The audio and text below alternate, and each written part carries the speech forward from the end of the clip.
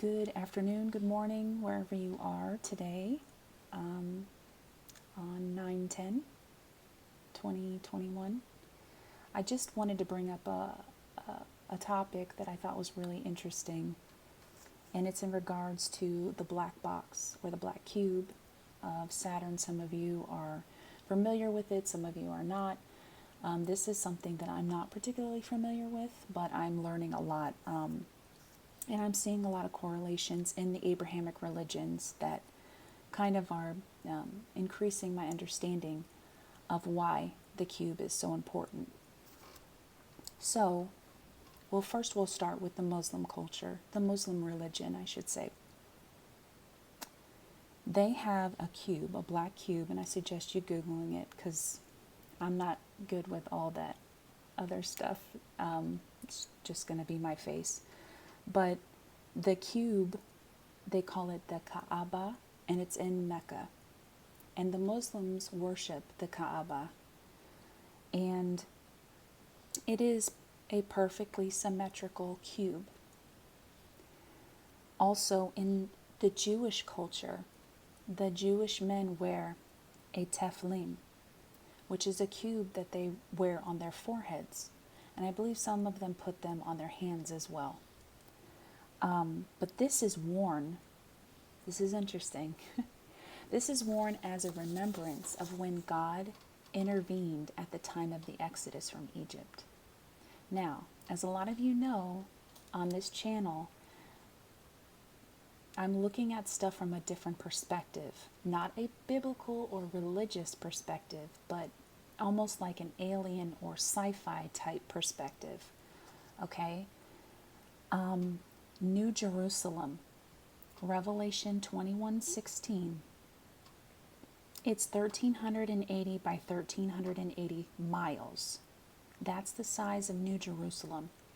It is a cube as well. Now, if you want to talk about perspective as to how big, it could almost cover the United States, okay? And you wouldn't need, if you were to go to the space station, you wouldn't need any special binoculars to see it. It's big. It would completely cover all of India, I think. Now, some of you know that I feel that Revelation was actually the end. You know what they say, the end is the beginning and the beginning is the end? So, in the Bible, Revelation actually was the end of the planet for those who practice the Abrahamic religion, which is actually a heritage, an ethnicity, a certain type of human group, a humanoids or whatever you want to call it. This is just my perspective, okay? Now, they had to leave their planet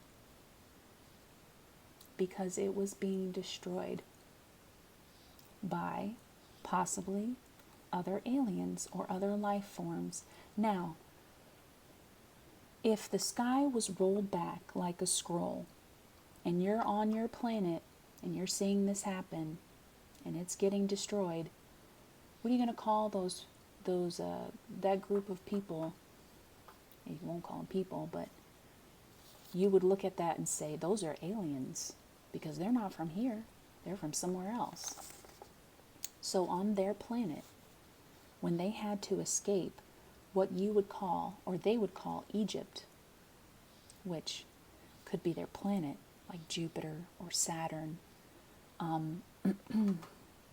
hence Saturn worship and Jupiter worship in their lifestyle, because those were originally the planets that they came from, okay?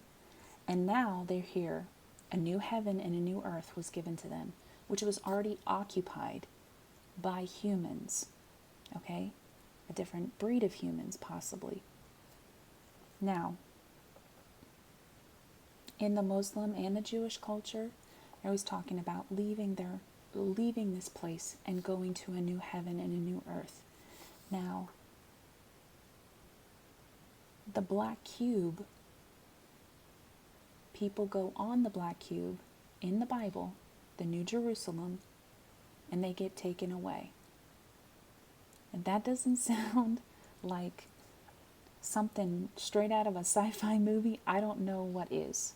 But the Kaaba, they worship this cube because it is to remind them of when their home planet was destroyed. Like I said, this is just my perspective. The Jewish men wear their Tefillin in remembrance of when their home planet was destroyed.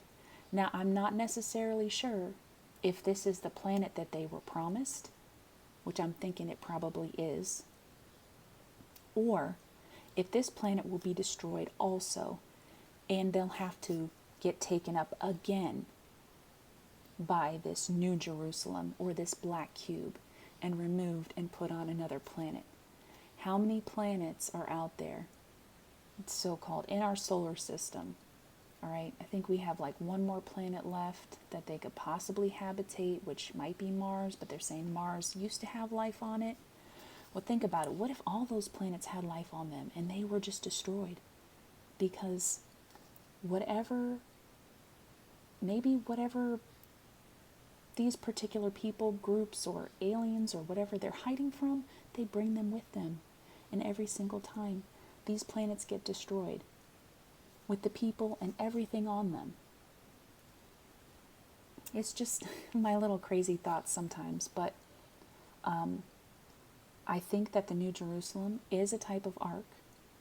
It is something that the Muslims worship and the Jewish men worship, and they do it in remembrance of what possibly happened to them and their home planets.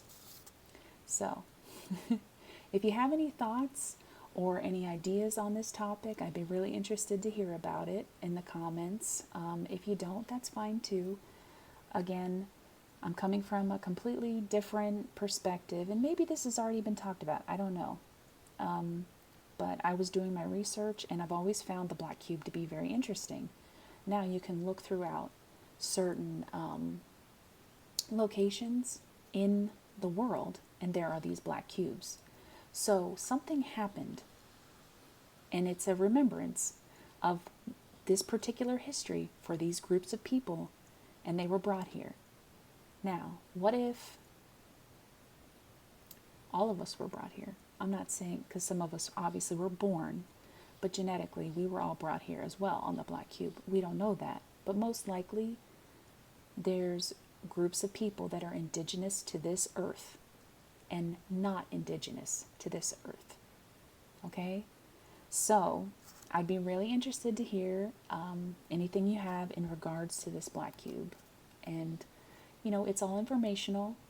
And some of the stuff I have done some research, but in regards to their correlation and what I think as far as, like it being alien related, that's all a concept. Okay? All right. I look forward to hearing from y'all.